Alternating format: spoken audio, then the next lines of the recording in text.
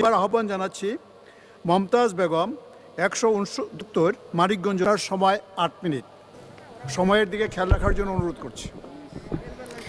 ধন্যবাদ মাননীয় স্পিকার। আমাকে 2022-23 অর্থ বছরে জাতীয় বাজেটের উপর আলোচনা আপনাকে অনেক অনেক ধন্যবাদ।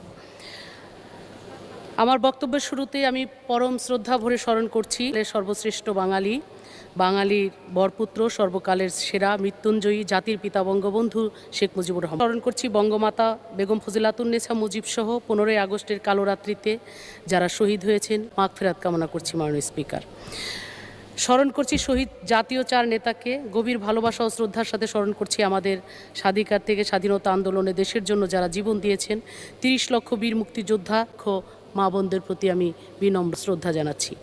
মাননীয় স্পিকার, হৃদয় মন্দির মানবতার মা, গণতন্ত্রের মানসকন্যা, বঙ্গবন্ধুর কন্যা, তুমি দিয়েছ পদ্মা সেতু। স্বপ্ন দেখিয়েছিলে, স্বপ্ন পূরণ করেছ। নিজেদের পৃথিবী তাকিয়ে রয়, মাথা নোয়াবার নয়। বাঙালি যেহেতু বঙ্গবন্ধু দিয়েছেন দেশকে মর্যাদা, পদ্মা সেতু। আজ সারা দেশ মিলেছে দক্ষিণের সাথে, এই হলো সূচিত তোমারই হাতে। অদম্য অকুত ভয়, জয় বাংলার জয়, ধ্বনিত জয়তু বন্দেশ। তুমি দিলে মর্যাদা, পদ্মা সেতু। এটা আমাদের আত্মমর্যাদা। সারা বিশ্বের করে দাঁড়ানোর নামই হচ্ছে, এটা শুধুমাত্র সেতু নয়, এটা আমাদের আত্মমর্যাদা, আত্ম অহংকার। মাননীয় স্পিকার, বিএনপির সংসদ সদস্যরা বা অনেকেই আছেন সহ্য করতে পারছে না। আমাদের ওই যে সেক্রেটারি মহোদয় বলে অন্তর জ্বালা, আহারে বুকটা ফাইটটা যায়। হ্যাঁ, আপনাদের বুকটা ফাইটটা যায়, কারণ আমরা আমাদের বিরোধী দলীয় চিফ হুইপ এই কথাটা বলেছেন মনে হয় এখানে, যে যখনই সরকার উন্নয়ন করে পীর বুকটা ফাইটটা যায়। তো আপনারাই ফাটাফাটি আর কতদিন করবেন? আসেন আমাদের কাছে, আসেন, দেখেন কত ভালো লাগে। ওই সেতুতে যান একবার, দেখেন একবার কত ভালো লাগে।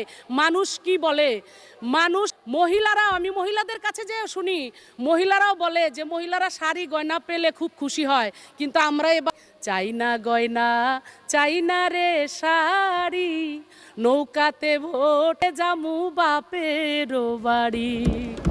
স্বামীকে, বন্ধুকে, পাশের আশেপাশে সবাই, যে শেখ হাসিনা যে কাজ করছেন, এই কাজের বিনিময়ে নৌকাতে যদি আগামীতে ভোট না দেন, তাহলে শাড়ি গয়ে যাবো গুস্সা করে, দেখি কে রান্না বাড়া করে তোমাদেরকে খাওয়ায়। এই রকম কথা মহিলারাও বলেন। দারুণ শেখ হাসিনার উপরে, এবং তার জন্য আল্লাহর কাছে দোয়া করেন, প্রাণ ভরে দোয়া করেন যে আল্লাহ যেন অনেক বছর বাঁচিয়ে রাখেন আমাদের মধ্যে এই দেশের ভালো কাজ করবার জন্যে। সমস্ত শেখ হাসিনার দ্বারাই